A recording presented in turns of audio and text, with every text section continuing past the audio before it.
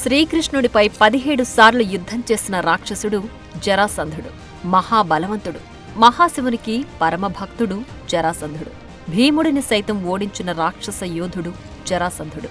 శ్రీకృష్ణుడికి జన్మనిచ్చిన తల్లిదండ్రులు దేవకి, వసుదేవుడు. దేవకికి సొంత అన్న కంసుడు. ఆ కంసునికి పిల్లనిచ్చిన మామే ఈ జరాసంధుడు. జరాసంధుడి జన్మ కూడా చాలా విచిత్రంగా జరిగింది. ఇతని తండ్రి బృహద్రథుడు మగధని పరిపాలించే మహారాజు. బృహద్రథుడికి 2 భార్యలు. పెళ్ళై చాలా ఏళ్లు గడిచినా ఇంకా సంతానం కలక్కపోవడం వల్ల బృహద్రథుడు చాలా బాధపడుతుండేవాడు. ఒకరోజు బృహద్రథుడు వేటకు వెళ్లి అనుకోకుండా చంద్రకౌశిక అనే మహర్షిని చూస్తాడు. ఆ మహర్షికి నమస్కరించి తనకు సంతానం లేదని, సంతానం కలిగే ఉపాయాన్ని చెప్పమంటాడు. అయితే బృహద్రథుడికి 2 భార్యలున్నారని తెలియని ఆ ముని ఒక ఫలాన్నిచ్చి దాన్ని మహారాణ్ణి సేవిస్తే సంతానం కలుగుతుందని చెప్తాడు. రాజ్యానికి తిరిగి వెళ్లిన బృహద్రథుడు అంతఃపురంలో ఉన్న తన 2 భార్యలకు ఆ ఫలాన్ని చెరిసగం కోసి తినిపిస్తాడు. కొంతకాలానికి 2 భార్యలకు శిశువులు సగం సగం శరీర భాగాలతో జన్మిస్తారు.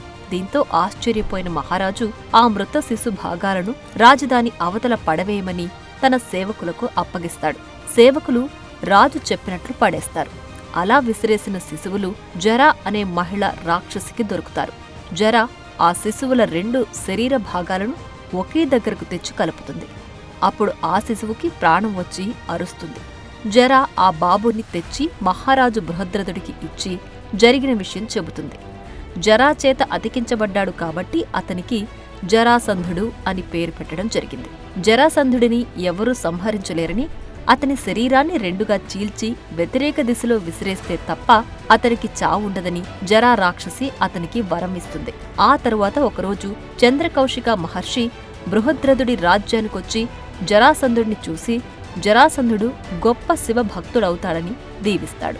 తరువాత జరాసంధుడు అనేక యుద్ధ విద్యలు నేర్చుకుని గొప్ప రాక్షస యోధునిగా తయారయ్యాడు. అస్త్రశస్త్రాల ప్రయోగంలో ఆరితేరిపోయాడు. అన్ని వేదాలను ఔపోసన పట్టాడు. ప్రతి నిత్యం శివునికి పూజలు చేస్తూ శివభక్తుడిలా మారిపోయాడు. ముఖ్యంగా మల్లయుద్ధంలో అద్భుతమైన ప్రావీణ్యాన్ని సంపాదించాడు. ఈ భూమి మీద మల్లయుద్ధంలో ఇతన్ని మించిన వారు లేరంటారు. జరాసంధుడు తన 2 కుమార్తెల ఆస్తి ప్రాప్తిని కంసుడికిచ్చి వివాహం చేశాడు.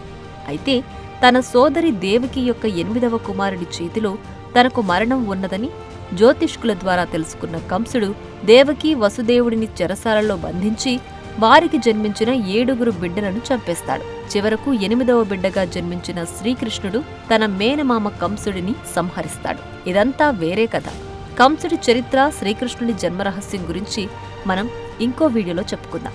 ఇక మన కథలోకొస్తే తన అల్లుడు కంసుడిని చంపి తన కూతుళ్లను విధవరాళ్లను చేసిన శ్రీకృష్ణుడిపై పగ పెంచుకుంటాడు జరాసంధుడు. ఎలాగైనా శ్రీకృష్ణుడిని చంపి తన అల్లుడు కంసుడి చావుకి ప్రతీకారం తీర్చుకోవాలనుకుంటాడు. కృష్ణుడి పట్ల విరోధంగా ఉన్న ఇతర రాజ్యాల మహారాజులతో కలిసి ఒక గొప్ప శక్తివంతమైన సైన్యాన్ని తయారు చేశాడు.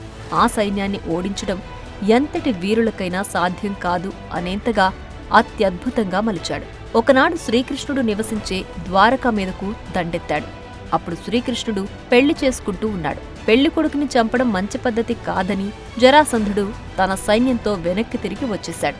తర్వాత మళ్లీ ఇంకోసారి ద్వారకపై దండయాత్ర చేస్తాడు. అప్పుడు శ్రీకృష్ణుడికి జరాసంధుడికి మధ్య యుద్ధం భయంకరంగా జరుగుతుంది. కొన్ని రోజుల పాటు జరిగిన ఆ యుద్ధంలో చివరకు శ్రీకృష్ణుడు జరాసంధుడి సైన్యం మొత్తాన్ని, అలాగే వివిధ రాజ్యాల రాజులను దారుణంగా సంహరిస్తాడు. జరాసంధుడు ఒక్కడినే వదిలేస్తాడు. తిరిగి వచ్చిన జరాసంధుడు మళ్లీ కొంత సైన్యాన్ని సమకూర్చుకుని కొంతమంది రాజులను తీసుకుని శ్రీకృష్ణుడిపై యుద్ధానికి వెళతాడు.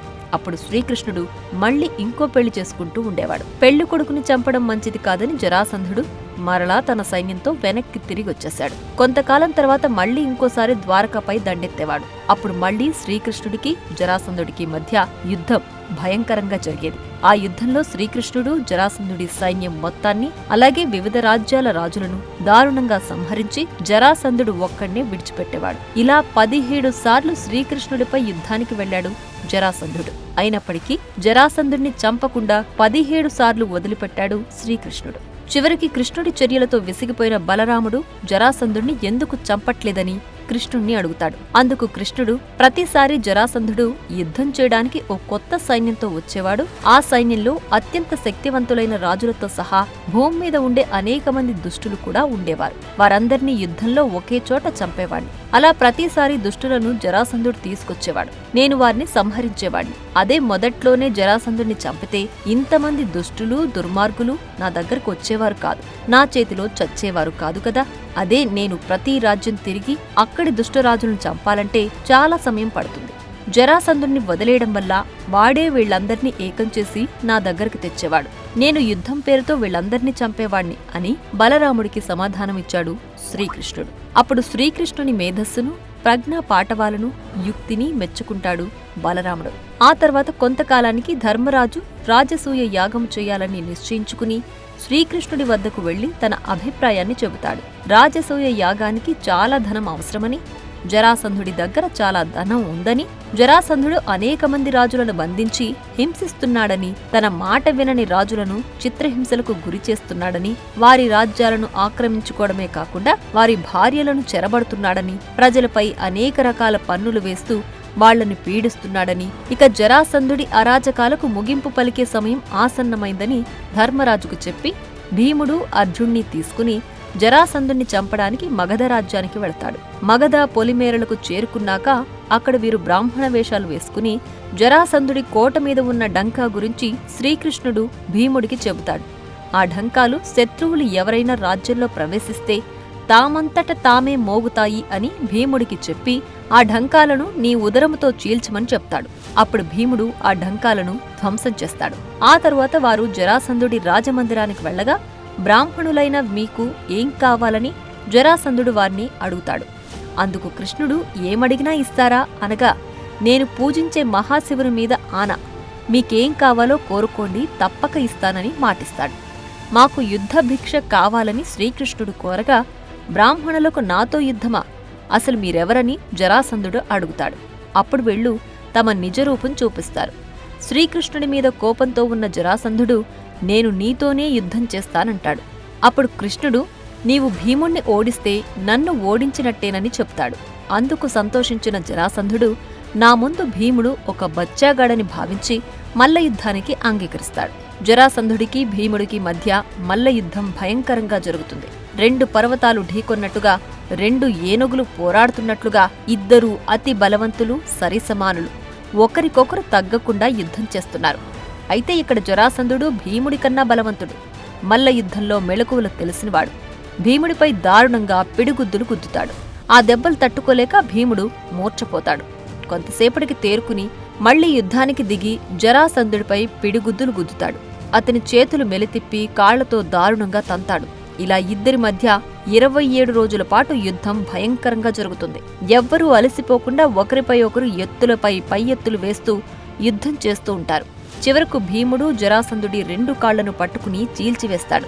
రక్తం కారుతూ జరాసంధుడి శరీరం 2 ముక్కలుగా పడిపోతుంది. జరాసంధుడు చచ్చాడని భావించిన భీముడు విజయ గర్వంతో వికటాట్టహాసం చేస్తాడు. కాని జరా రాక్షసి ఇచ్చిన వర ప్రభావంతో జరాసంధుడి 2 శరీర భాగాలు అతుక్కుని మరలా బ్రతుకుతాడు. భీముడితో సహా ఆ యుద్ధాన్ని చూస్తున్న వారందరూ ఆశ్చర్యపోతారు. ఇది ఎలా సాధ్యమో అర్థం కాక భీముడు తిరిగి జరాసంధుడితో యుద్ధానికి దిగుతాడు. ఇద్దరూ భయంకరంగా యుద్ధం చేస్తారు. చివరకు భీముడు జరాసంధుడి 2 కాళ్లను పట్టుకుని 2 ముక్కలుగా చీల్చివేస్తాడు. తిరిగి మరలా ఆ 2 శరీర భాగాలు అతుక్కుని జరాసంధుడు బ్రతుకుతాడు. ఇలా ఎన్నిసార్లు భీముడు జరాసంధుడిని చీల్చిరా అతను బ్రతుకుతూనే ఉంటాడు. జరాసంధుడిని ఎలా చంపాలో అర్థం కాక శ్రీకృష్ణుడి వైపు చూస్తాడు భీముడు. అప్పుడు శ్రీకృష్ణుడు నవ్వుతూ అక్కడే ఉన్న ఒక చెట్టు ఆకును తీసుకుని దాన్ని మధ్యలోకి చీల్చి ఎడమ చేతిలోని ముక్కను కుడి చేతి వైపు విసిరి, కుడి చేతిలోని ముక్కను ఎడమ చేతి వైపుకు విసురుతాడు. ఆ కెటుకు గమనించిన భీముడు అర్థమైంది అన్నట్టుగా తలోపి జరాసంధుడి వైపు పరిగెత్తి అతన్ని దారుణంగా కొట్టి 2 కాళ్లను పట్టుకుని చీల్చి ఎడమ చేతిలోని శరీర భాగాన్ని కుడి చేతివైపు విసిరివేస్తాడు. అలాగే కుడి చేతిలోని శరీర భాగాన్ని ఎడమ చేతివైపు విసిరివేస్తాడు. దీంతో జరాసంధుడు చనిపోతాడు. అప్పుడు జరాసంధుడు బంధించిన రాజులందర్నీ విడిపించిన శ్రీకృష్ణుడు అతని కొడుకు సహదేవుణ్ణి మగధ రాజ్యానికి రాజుగా పట్టాభిషేకం చేస్తాడు. అందుకు కృతజ్ఞతగా సహదేవుడు ధర్మరాజు రాజసూయ యాగానికి కావలసిన ధనాన్ని భీముడు అర్జునికిస్తాడు. అయితే జరాసంధుడి మరణానికి సంబంధించి మరొక కథనం కూడా ప్రచారంలో ఉంది. భీముడు, బకాసురుడు, కీచకుడు, జరాసంధుడు, దుర్యోధనుడు ఈ 5గురు ఒకే నక్షత్రంలో జన్మించారు. వీరి జాతకాల ప్రకారం వీరిలో ఎవరు ముందుగా మరొకరి చేతిలో హతమవుతారో మిగిలిన 3 కూడా వారి చేతిలోనే మరణిస్తారు. ఈ క్రమంగా ఏకచక్రపురంలో పాండవులు నివసిస్తున్న సమయంలో అంతగా తెలివిలేని బకాసురుడు ముందుగా భీముని చేతిలో చనిపోయేలా చేస్తాడు శ్రీకృష్ణుడు. దీంతో మిగిలిన 3 కూడా భీముని చేతిలోనే మరణించవలసిన ఆవశ్యకత ఏర్పడింది. అందుచేత 17 సార్లు తన చేతికి దొరికిన జరాసంధుడిని చంపకుండా భీముని చేతిలోనే చనిపోయేలా చేశాడు కృష్ణుడు. తరువాత కాలంలో కీచకుడు, దుర్యోధనుడు కూడా భీముడి చేతిలోనే చనిపోతారు. ఇదంతా ఆ జగన్నాటక సూత్రధారి శ్రీకృష్ణుడు ఆడే నాటకం. మనం కేవలం పావులు మాత్రమే. ఇది తెలుసుకుని మంచిగా జీవించాల్సిన బాధ్యత మనందరిపై ఉంది. For more videos like this, subscribe Big TV channel.